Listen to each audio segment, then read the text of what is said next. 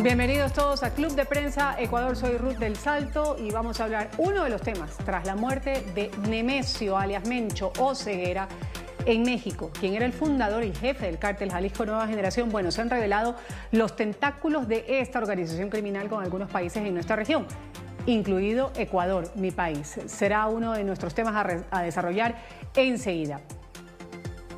Empezamos por ahí porque alias Mencho, este poderoso narco mexicano que fue abatido, ha acumulado desde el año 2010 capacidades y tácticas militares para desafiar y poner contra las cuerdas al Estado mexicano. La estructura destaca por su uso de equipo pesado con lanzacohetes, guiados térmicos, drones, explosivos, vehículos blindados, denominados monstruos, superando a otros grupos en tecnología bélica e igualando las capacidades del Estado mexicano. Bueno, según un reporte hecho por el portal Primicias, Salvando las Distancias, este cartel cuenta con herederos de este estilo en Ecuador que han ido acumulando capacidades para rivalizar con el Estado. El rol del cartel Jalisco Nueva Generación en Ecuador responde a una logística, a asegurar rutas marítimas, ha operado en nuestro país, aéreas también para exportar cocaína colombiana hacia Norteamérica, Europa, mediante alianzas con las bandas locales.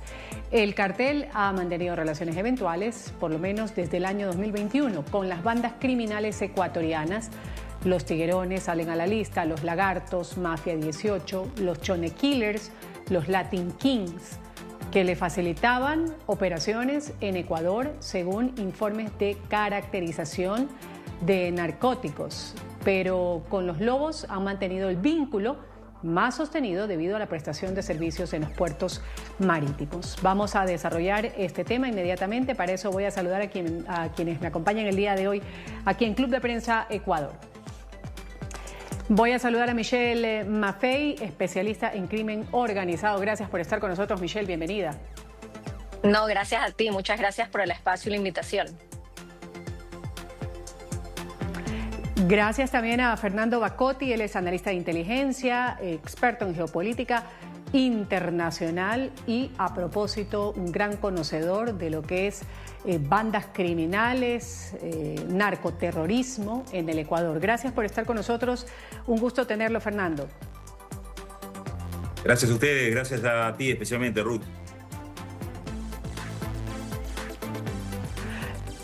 Gracias, Michelle. Cuando se habla de la influencia de alias Mencho en Ecuador, de su banda, ¿estamos ante una dirección operativa directa o más bien un modelo de expansión del cartel Jalisco Nueva Generación? ¿Cómo lo ve usted?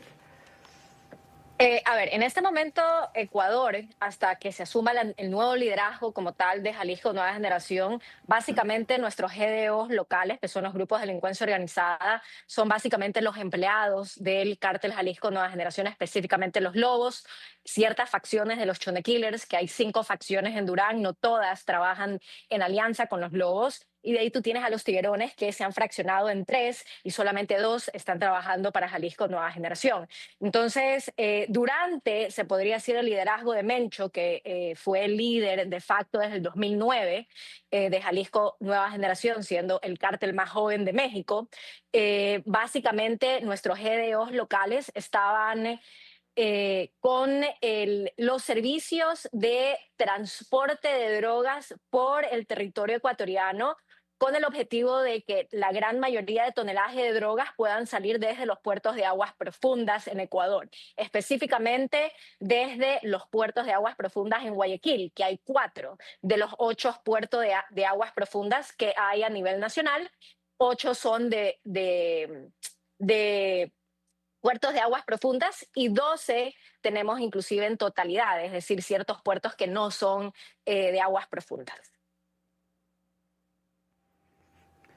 Quiero escuchar a Fernando con respecto a la misma inquietud y preguntarle, Fernando, usted que es un gran conocedor, lo decía ya, de lo que son bandas criminales, de cómo operan en nuestra América Latina, ¿cómo ha cambiado el patrón de violencia, por ejemplo, si podemos citar, en Ecuador, en mi país, desde esta presunta vinculación que ahora se llega a conocer con el cártel Jalisco Nueva Generación de el abatido alias Mencho? Bueno, Ante todo, quiero decir que en el 2025, el año pasado, en noviembre, no sé si recordarán que se capturó al líder de los Lobos en Ujú. España, a Wilmer Chavarría, alias El Pipo. Eso cambió un poco la configuración del negocio interno y cada vez que sucede, es lo que va a pasar en el cartel Jalisco Nueva Generación, cada vez que sucede la caída de un jefe, no cae la estructura, sino que se fragmenta y comienzan ciertos movimientos internos. Ecuador, como un nodo estratégico, no es un simple punto de tránsito y así lo entendió la organización Cartel Jalisco Nueva Generación liderada por el Mencho. Los puertos del Pacífico, por ejemplo, Guayaquil y Manta, tienen alto tránsito de contenedores. Y tenemos que entender una cosa que usted decía al principio, que Cartel Jalisco Nueva Generación se especializó en el manejo de los puertos y entendió algo clarísimo, que es una premisa que yo escribo en mis publicaciones sobre los capos modernos, que han cambiado mucho. Los capos modernos han cambiado su ideología. Ya no controlan territorios en algunos casos, controlan servicios logísticos, en este caso puertos. Y en eso se especializó el cartel Jalisco Nueva Generación con su política de franquicias a lo largo y ancho del continente latinoamericano y más allá del continente, como el caso de países europeos, África y demás. Ahora, Fernando, ¿existe evidencia de la presencia física de estos emisarios del cártel Jalisco Nueva Generación en territorio ecuatoriano o la relación se limita solo a coordinación logística y financiera? Coordinación logística y financiera y no hay reportes 100% fiables de que existan los representantes del cartel Jalisco Nueva Generación. O sea que en esto me gusta ser extremadamente serio. No hay Ujú. reportes confirmados de la existencia de Claro, hay que operadores. ser muy Sí puntual. alianzas, sí alianzas. Pasa lo Ujú. mismo En en cuanto Uruguay, a lo por que tiene ejemplo, que ver con logística. Ujú. con logística. No nos olvidemos que al manejarse con esta línea de comercial, entre comillas, de franquicias, lo que buscan son alianzas estratégicas dentro de los países. En este caso, los lobos, los tiguerones, los chonequiles, los choneros también, han servido como elementos operadores en territorio para facilitarle el acceso a determinadas instalaciones portuarias, por ejemplo, e introducir o contaminar, como se dice técnicamente, contenedores que siguen su camino por diferentes rutas en el continente. Y les menciono de nuevo que lo que ha salido de Ecuador en algunas oportunidades termina proyectándose a Europa por el sur, a través de los puertos de Uruguay y de Argentina y finalmente el puerto de Santos en Brasil. O sea, esta organización ha sido gigante, es gigante todavía porque no Ujú. murió, ni mucho menos. Claro, ha muerto el cabecilla. Michelle, ¿qué tipo de control, en este caso, si podemos explicarlo de alguna manera, podría haber ejercido un líder como alias El Mencho Ujú, sobre una estructura local en nuestro país como la de los Lobos, sin estar ujú. físicamente en el país? A ver, sin estar físicamente ahí, creo que voy a ser tal vez un poco más específica por estar aquí en Guayaquil. Los puertos que estaban bajo el control de los lobos son ciertos puertos de Guayaquil, que hay cuatro, dos son, se podría decir, están bajo administración de privados, que tienen una, se pueden decir, han sido dados estos puertos para que ciertos privados lo administren y otros dos son públicos. Y de ahí está el puerto de Puerto Bolívar, que está en Machala, que es una de las ciudades hoy en día más violentas de todo el Ecuador, que inclusive está llegando a índices extraordinariamente altos, teniendo una población relativamente pequeña. Ahora, lo que se sabe de directamente los lobos y ciertos brokers internacionales que trabajaban directamente con Jalisco Nueva Generación y por default con Mencho, que hasta nuevo aviso ha sido el último líder como tal de Jalisco Nueva Generación, también conocido como los Matacetas, fue Norero.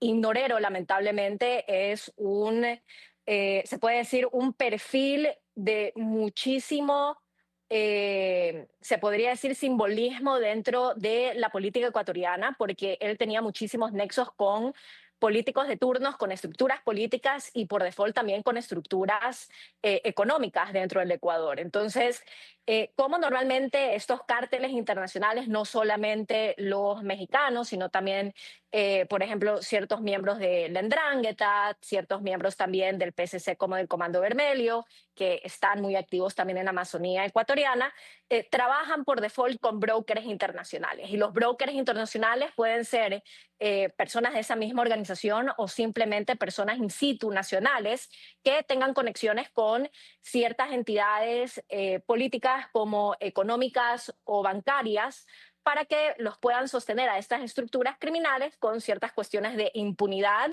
y con la facilidad de lavado de activos a nivel de ese país como tal.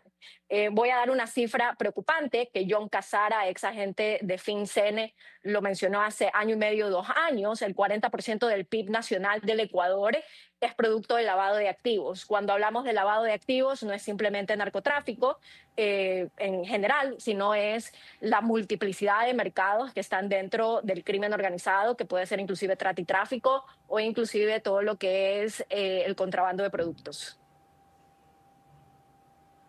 Ujú. Y en esto que ha citado Michelle, quiero comentarlo con Fernando, una entrevista que se hizo a una persona, escritora, periodista mexicana que hablaba de los vínculos que habría tenido con nuestro país, en la que afirmó que políticos en Ecuador fueron sobornados para que nuestro país, Ecuador, se convirtiera en una enorme, y lo dijo así textualmente, bodega de cocaína. Lo denunció la periodista mexicana en el programa de Lunes a Lunes de nuestra cadena aliada en Teleamazonas. Según afirma esta periodista de investigación, Anabel Hernández, dijo que en el año 2010, Fernando, el gobierno de Ecuador mantuvo una complicidad con los carteles de droga, y esos grupos criminales organizados financiaron campañas de políticos en el Ecuador. De esta manera se lo decía a mi colega, mi amiga Andrea Bernal, la presentadora de este espacio. Testimonios muy específicos, muy claros, de cómo militares, de cómo políticos fueron sobornados para que Ecuador se convirtiera en una enorme bodega de cocaína, en un principio solo para el cártel de Sinaloa, y después, cuando el cártel Jalisco Nueva Generación comenzó a crecer, pues evidentemente no son tontos, conocen un poco de geografía, claro. entienden la dinámica estratégica de la ubicación de Ecuador, y por eso estos conflictos que hemos tenido. Ustedes han hablado, hay que preocuparnos de lo que está ocurriendo. Perdón, están los atentados con coche bomba que ocurrieron en 2021, en 2022, en 2023, algunos de ellos atribuidos a bandas vinculadas al cártel Jalisco Nueva Generación. Fernando, ahí habla de debilidades institucionales, de complicidad incluso con esferas políticas que habrían solventado campañas en esta época, cita el año 2010, y que permitieron la expansión de este vínculo transnacional, de este cártel de droga mexicano en nuestro país. ¿Qué certezas hay de eso, Fernando? Y luego escucho a Michelle también. Concretamente, la certeza que tengo es que ese movimiento que englobó la ideología del socialismo del siglo XXI, entre otras cosas, fue una plataforma de despegue y una autopista por la que circularon todos estos grupos criminales bajo el paraguas protector de esos gobiernos que llegaron en ese momento histórico del continente. Es decir, no tengo dudas de que esos informes que tienen, por ejemplo, el Departamento de Estado y las agencias de inteligencia norteamericanas sobre esa época son todos reales. Los están investigando todavía a muchos personajes políticos, hoy que ya no están en Ecuador, a propósito de esas vinculaciones. Pero hay algo que no dijimos, o que no se dijo en este debate todavía, que es la gran incidencia entre las sombras de dos mafias importantísimas, la mafia albanesa y la mafia china. Ellos han jugado también un papel muy importante dentro de todo lo que es la contaminación dentro de los puertos y el control portuario para hacer estos negocios ilícitos y promover todo tipo de contrabando, no solamente narcotráfico. No nos olvidemos que el cartel Jalisco Nueva Generación se convirtió en una transnacional multifacética del crimen organizado y que incluso trata la trata de personas y no sé hasta qué punto no ingresaron de lleno, creo que por un tema también de falta de alianzas, en la minería ilegal, que es un problema gigante que hay en Latinoamérica y que Ecuador lo sufre día a día. Pero sí hay evidencia de conexiones en esa época. Yo creo, en cambio, justo para complementar también lo que Fernando estaba mencionando, no tengo evidencias, pero tampoco dudas de que lo que sucedió lamentablemente en Ecuador es cierto, y eso lo podemos ver inclusive con las mismas palabras del Mayo Zambada, cuando fue su audiencia inclusive en Estados Unidos, que él dijo, gracias a que yo pude comprar a un sinnúmero de militares en México, a políticos, a policías y al mismo Banco de México, es lo que yo pude mandar un tonelaje significativo de drogas y lavar activos a diestra y siniestra desde México hasta inclusive Estados Unidos. Entonces, el mismo modus operandi de eh, que han ejecutado los cárteles mexicanos en México es el mismo modus operandi por default que nuestros GDOs aquí en Ecuador han ejecutado. Douglas Farah también menciona mucho de que hay un vínculo muy interesante entre estos gobiernos del socialismo del siglo XXI y el crecimiento como tal del crimen organizado, no solamente en Ecuador, sino en la región, más que todo con este pink wave o esta ola rosa como tal de los populismos latinoamericanos. Yo voy a tratar de ser ahí un poco menos ideológica y voy a tratar de pensar como alguien que estuviese trabajando dentro del crimen organizado, que a los criminales o a las personas que son parte y miembros activos del crimen organizado, poco o nada les interesa la ideología política. Lo que sí les interesa de una manera extraordinaria es la facilidad en que tú puedas comprar a las autoridades de turno como a los mismos bancos. El Ecuador está dolarizado y el Ecuador tiene un poder adquisitivo muy, muy bajo, en especial por la crisis económica. Entonces, el hecho de que tú tengas narcotraficantes con un número interesante de dinero para poderlo meterlo dentro del sistema financiero sin ningún tipo de impunidad, yo creo que eso es básicamente juntar la comida con el hambre y eso es lo que está sucediendo en Ecuador. Por eso es el resultado de que el 40% de nuestro PIB nacional proviene del lavado de activos. Aparte de eso, también creería yo que si ustedes pueden ver los ejemplos de Costa Rica con perdón, de México con Gerardo García Luna, que estuvo en varias administraciones y fue la cara inclusive de la guerra contra las drogas en México, se puede ver ahí la complicidad también del sector político, indiferentemente de la ideología política. Lo mismo con Celso Gamboa en Costa Rica, que fue alto magistrado penal y en algún punto fue inclusive hasta ministro del Interior y de Inteligencia de Costa Rica. Entonces, yo creo que sí, se puede decir muchísimas cosas desastrosas del socialismo del siglo XXI, pero yo creo que deberíamos ir al meollo y se puede decir al origen de por qué el crimen organizado en América Latina específicamente está cobrando tantas vidas. Y es simplemente porque es mucho más rentable ser un corrupto o un criminal en América Latina porque tienes impunidad.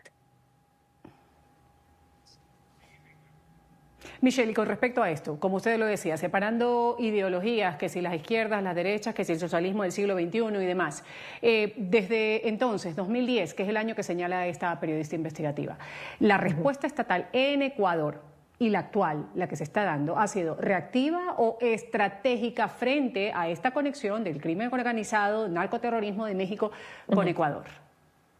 Ha sido totalmente reactiva.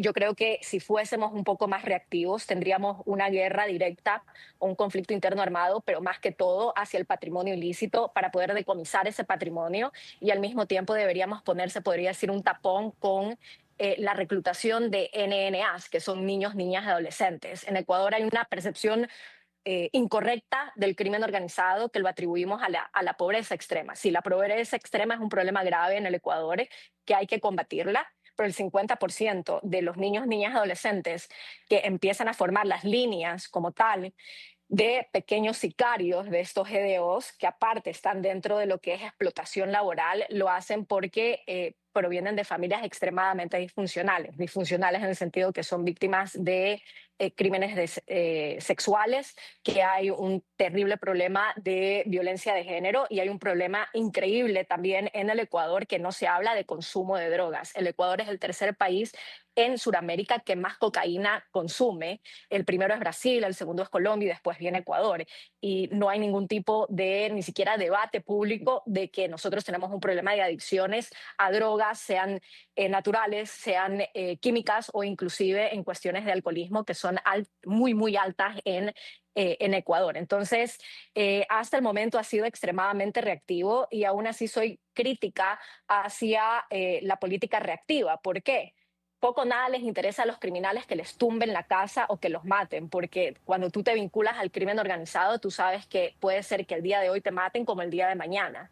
Yo creo que sería muy interesante que les tumben la puerta y les decomisen el patrimonio a aquellos criminales que están dentro de las esferas políticas y esferas económicas y que dependen de ciertos criminales como alias Pipo o alias Fito. No puedo irme a pagar la pausa comercial, Fernando, sin antes citar lo que fue el discurso del Estado de la Unión. Ayer lo veíamos a Donald Trump hablando de un Estados Unidos más seguro, de una región también más segura, después de la aprehensión, la captura, este operativo al que calificó como exitoso de Nicolás Maduro, a quien lo tienen en una celda en Nueva York. Y digo, no mencionó a alias El Mencho, pero sí dijo que, bueno, gracias a la intervención de Estados Unidos, pues se había logrado este operativo que había sido un éxito en México. A criterio suyo, ¿quién puede ser el siguiente en esta lista? Ya están tachados Nicolás Maduro, a criterio de Donald Trump, peligrosos como alias El Mencho, que mantenían en zozobra a Estados Unidos. Se habla del tema de los Castro, Díaz-Canel, también se menciona a Diosdado Cabello, personas que Estados Unidos dice tiene certezas de que están vinculados con el narcotráfico, un tema común que padecen nuestros países en la región. ¿Cómo lo ve usted? Bueno, lo veo como que estaba anunciado lo del Mencho, de alguna manera u otra se venía gestando esta operación. Si uno respeta los indicadores y los movimientos políticos y las declaraciones y los comunicados y lo que fue sucediendo en el terreno en la previa, se podía esperar de que hubiera un ataque a uno de los dos carteles más grandes, el de Sinaloa o el de Cartel Jalisco Nueva Generación. Bueno, fue el Cartel Jalisco Nueva Generación y yo entiendo que es porque el Mencho representaba, entre otras cosas, el hombre que inundó de fentanilo Estados Unidos. Porque también él supo romper esa barrera de conseguir otro tipo de diseñar otro tipo de precursores para fabricar fentanilo en México y reducir los costos que le producía el traer los precursores desde China. Así que eso estaba anunciado. Si continúo con esa lógica, el número que lo sigue a Mencho es un integrante de las maras y el número 3 es un narcotraficante uruguayo que es conocido como el gerente de la hidrovía, que es el que maneja todo el tráfico que sale de Ecuador, que pasa por Bolivia, que pasa se va por Paraguay también. Pero no creo que esa vaya a ser la lógica. Me parece que la lógica va por otro lado. Me parece que el próximo debería ser Diosdado Cabello. Y no es por un ¿Por tema... qué lado? ¿Por qué lado? Sí. Yo creo que el próximo debería ser Diosdado Cabello. Y creo que en esta operación en México fue muy importante toda la preparación que hizo el gobierno americano, que se está transformando en una suerte de másters en la preparación de estas operaciones. Y si no, miremos, y no me quiero ir del tema, pero lo que está por suceder en Irán. Vamos a irnos a un pequeño corte comercial, Fernando. Michelle, regresamos inmediatamente, seguimos ahondando sobre lo que fue el discurso del Estado de la Unión.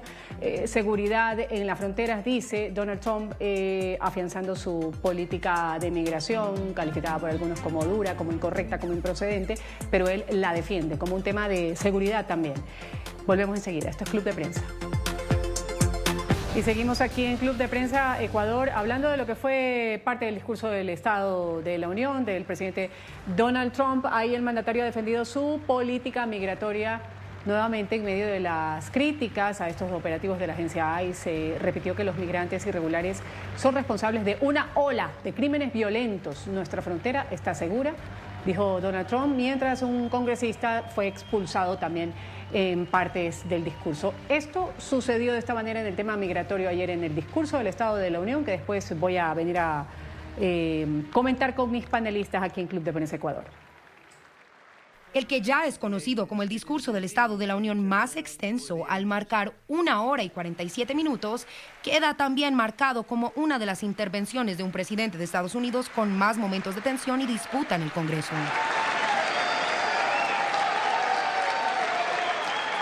El representante de Texas, Al Green, fue expulsado del Capitolio tras levantar una pancarta a blanco y negro con un mensaje directo al presidente Donald Trump. Los negros no son simios. El demócrata interrumpió el discurso con el controversial cartel que hacía referencia al video racista que muestra al expresidente demócrata Barack Obama y a su esposa Michelle Obama como simios, publicado el pasado 6 de febrero, pero rápidamente borrado de la cuenta Truth Social de Trump.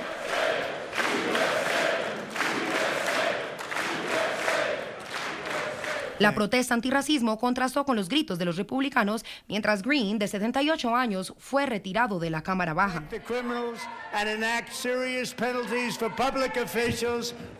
Y es que el discurso de Trump ha dado de qué hablar, pues entre abucheos, gritos y acusaciones de racismo y discriminación, este estuvo marcado por disputas que no se habían visto en la declaración anual de ningún presidente de Estados Unidos, al menos que se hayan presenciado en décadas. Este fue otro de los momentos más álgidos. They're blocking the removal of these people out of our country, and you should be ashamed of yourself. Llegó cuando Trump afirmó que los demócratas deberían estar avergonzados por no ponerse de pie y aplaudir, mientras él señalaba que el gobierno debe proteger a los ciudadanos y no a los inmigrantes ilegales. Frente a eso, la congresista demócrata Ilhan Omar lo acusó de ser un asesino. Ha firmado órdenes ejecutivas con la intención de prevenir que millones de votantes elegibles puedan ejercer su derecho al voto. Como respuesta al discurso, en otro acto de protesta un poco más sereno, el senador Alex Padilla, hijo de inmigrantes mexicanos y demócrata de California, criticó en español las políticas de inmigración del presidente Trump y acusó a la administración de intentar interferir en las próximas elecciones. Bueno, y dentro de estas deportaciones que se han dado a propósito del tema migración, según las últimas cifras, migración ecuatoriana irregular que fueron deportados por Estados Unidos, 3.977 en el primer semestre del año 2025, según cifras de la Cancillería, del Ministerio de Relaciones Exteriores. Fernando y Michelle, quiero comentar con ustedes, ahí está, el primer deber del gobierno, dijo Donald Trump, es proteger a los ciudadanos estadounidenses, no a los inmigrantes ilegales.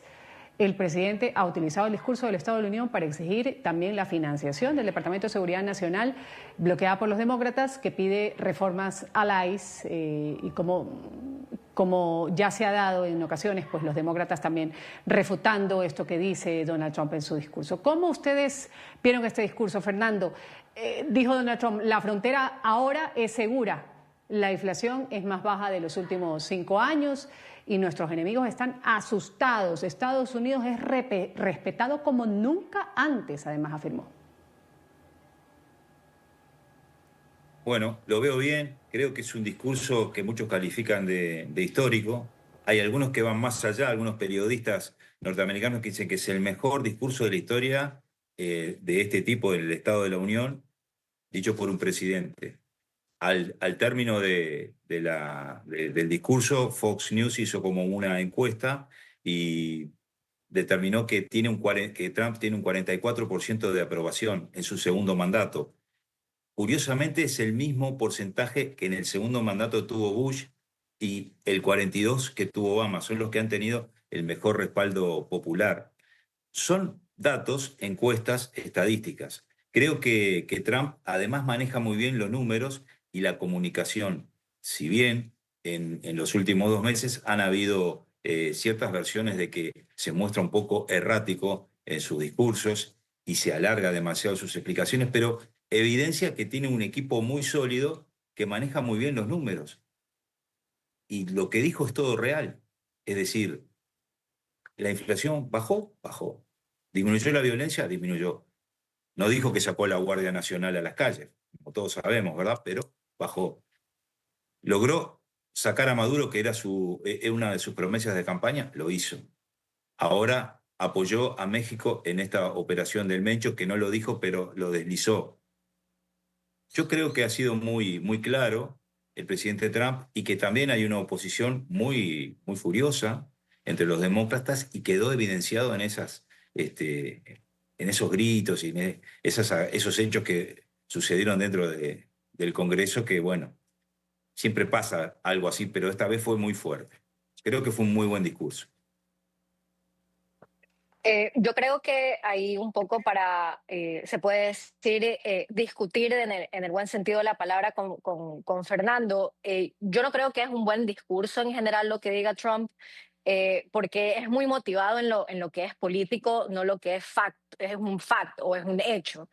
No es solamente una cuestión de la migración latinoamericana. Por default, históricamente, cada vez que ha llegado una ola de migración significativa a Estados Unidos desde la guerra de independencia, lamentablemente ha llegado como tal ciertas cuestiones como el crimen organizado. Un gran ejemplo fue la última ola o gran ola migratoria de italianos que tenían por default ya conexiones con la Cosa Nostra y por ende la mafia italiana sigue activa en el estado de Nueva York. Exactamente también porque tuvieron problemas muchísimo tiempo con la mafia irlandesa e incluso todo lo que era lavado de activos debido inclusive a la época de prohibición cuando la mafia irlandesa tenía muchísimo, se podría decir, poder dentro del gobierno y el Estado de Estados Unidos. Lo que terminó sucediendo es que la gran mayoría del lavado fue lo que llegó al Strip de Las Vegas e inclusive la familia Kennedy es el resultado justo del tráfico de alcohol durante la época de prohibición y todos eran irlandeses. Entonces, eso no es una cosa relativamente nueva. Ahora, el hecho de que puedan ser tomadas las políticas de Donald Trump como racistas, podría ser, como no puede ser. Sin embargo, es el gobierno que legalmente votó la población de Estados Unidos. Que no, ahora, una cuestión ya sería de ignorancia que los americanos no hayan sabido de que iban a votar a un significativo número de migrantes vía ICE. Normalmente cuando hay políticas contra la migración, es normalmente un standpoint o una posición de vamos a regresar o a deportar a un número significativo de migrantes, especialmente los que hayan entrado ilegalmente, es decir, normalmente por frontera sur o por Río Grande. De ahí, yo creo que los demócratas están en todo su derecho también de ser la oposición como tal del gobierno de turno. Esa es la belleza de ser una democracia. Es normal tener la oposición y qué bueno que tenga una oposición también el señor Trump, pero al mismo tiempo los progresistas en el Partido Demócrata se dejan llevar demasiado por la política como tal. Y eso es gravísimo, específicamente cuando tú politizas cuestiones de seguridad. Por ejemplo, todo lo que es harm reduction o la reducción del daño específicamente con las personas que son adictas al fentanilo. Las políticas progresistas de harm reduction no mejoran la calidad de vida ni tampoco saca a las personas en el círculo vicioso de la adicción. Pero es una política pública que vende y que por default puede adquirir más votos. Vamos a irnos a un pequeño corte comercial y en el último bloque nos queda un espacio para comentar, que quiero hacerlo con Fernando, con Michelle, mis panelistas del día de hoy. Ciudadanos de Venezuela y Ecuador, esto lo reseña también Portal Primicias, son los más rechazados al pedir visas de turismo para los Estados Unidos. ¿Por qué? ¿Por qué se está dando este fenómeno? Regresamos luego del corte. Esto es Club de Prensa Ecuador. Seguimos aquí en Club de Prensa Ecuador, Fernando y Michelle. Lo dicho antes del corte comercial, ciudadanos de Venezuela y Ecuador son los más rechazados al momento de pedir visas de turismo para los Estados Unidos. Lo contrario que pasa con ciudadanos de Uruguay, aquí Fernando Bacotti, uruguayo, y de Argentina, que tienen porcentajes de aceptación superiores al 90%, los más altos de Sudamérica. Los ecuatorianos hemos tenido un porcentaje de rechazo del 42.2% en el 2025, mientras que los venezolanos han alcanzado el 48.2%. 2%, esto sí, en los últimos 10 años. Esta cifra representa el peor momento para Ecuador en este tipo de trámites con los Estados Unidos, esto a pesar de las relaciones excelentes que se manejan entre los dos gobiernos, o al menos eso nos dicen el 7 de marzo. De hecho, Daniel Noboa va a estar en Mar-a-Lago en una cumbre que ha sido organizada por el presidente Donald Trump. ¿A qué responde este fenómeno? Empiezo con Fernando y termino con Michelle.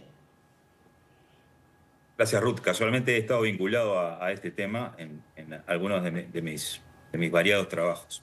Lo quiero decir sin eufemismo. El tema no es un tema ideológico, es un tema que se llama de riesgo migratorio percibido. Y hay un artículo que lo voy a leer textualmente, que es referente a la visa B1 y B2, que es la de turismo y negocios, que dice que se aplica la sección 214B de la Ley de Inmigración de Estados Unidos. Todo solicitante es considerado potencial inmigrante hasta que demuestre lo contrario. En el caso de venezolanos y ecuatorianos, corre para Venezuela el colapso institucional latente en el que viven. Y en el caso ecuatoriano, el riesgo que presenta el deterioro social, económico y la situación de seguridad interna. No nos olvidemos además que los funcionarios de migraciones se manejan con una pantalla que les muestra, por ejemplo, el riesgo del overstay, que es una cosa que los americanos tienen mucho en cuenta. Es decir, cuando la persona permanece más tiempo del que pidió para estar o del que le otorga el gobierno estadounidense. O sea que el overstay es clásico. Y después que no pueden demostrar por qué se tienen que quedar, ¿verdad? Para mí es muy mecánico y muy sencillo. En el caso de Uruguay, si bien es bueno el porcentaje, pero también hay muchas trabas en ese aspecto. Por mi lado, para complementar un poco lo que Fernando dice, yo creo que va también de mano con mi respuesta. Yo creo que va más que todo no con una cuestión ideológica, porque a México, por ejemplo, a Brasil, se les están dando más facilidades también de adquirir la visa de Estados Unidos. Yo creo que va más que todo con una cuestión de estabilidad democrática y al mismo tiempo calidad de vida como poder adquisitivo. El poder adquisitivo del Ecuador, pese a que somos dolarizados, es muy, muy bajo y aparte de la ola de criminalidad, tenemos una crisis económica donde 6 de cada 10 ecuatorianos no tienen un trabajo. Entonces, claro, es el contexto del Ecuador y el hecho de que muy posiblemente la gran mayoría de personas que están pidiendo visa son personas jóvenes que no tienen familia y que posiblemente tienen poco arraigo a su país de origen. Exactamente lo mismo que Venezuela. Tú puedes tener un gobierno de turno que está totalmente se podría decir aliado por cuestiones económicas, como la que es en este momento con la presidenta Delcy Rodríguez, que hace exactamente lo que Washington dice, pero claro, el colapso institucional, la poca capacidad adquisitiva y también la inestabilidad política es lo que suma el hecho de que los venezolanos y los ecuatorianos estemos siendo rechazados a diestra y siniestra cada vez que tenemos un proceso de visaje para los Estados Unidos en comparación a otros países como, por ejemplo, Argentina, que tiene muchísima más instabilidad política, y me atrevo a decir, siendo también argentina, creo que en este momento tal vez con un estándar de vida un poco más interesante que el ecuatoriano. Vamos a una pausa comercial, regresamos enseguida. Club de Prensa Ecuador. Gracias a quienes han participado en Club de Prensa Ecuador. Michelle Maffei, ella es especialista en crimen organizado. Gracias, Michelle. Hasta una nueva oportunidad aquí en NTN 24. Un abrazo, gracias a ti. Gracias también a Fernando Bacotti, analista de inteligencia, geopolítica, experto en temas también de seguridad a nivel internacional, basándose particularmente en Ecuador. Gracias por haber estado con nosotros, Fernando. Y un hermano de Ecuador, como lo soy. Muchas gracias, Ruth. Un gran saludo a José Saldaña, a todo el equipo de NTN 24 y por supuesto a Michelle por haber compartido estos momentos. Hasta pronto. Gracias a los dos. Me despido, soy Ruth del Salto. Ustedes sigan con la señal de NTN 24, Hugo Vecino, enseguida con la actualización de los hechos mundiales, hablando de lo que fueron los últimos pasos de alias El Mencho en México.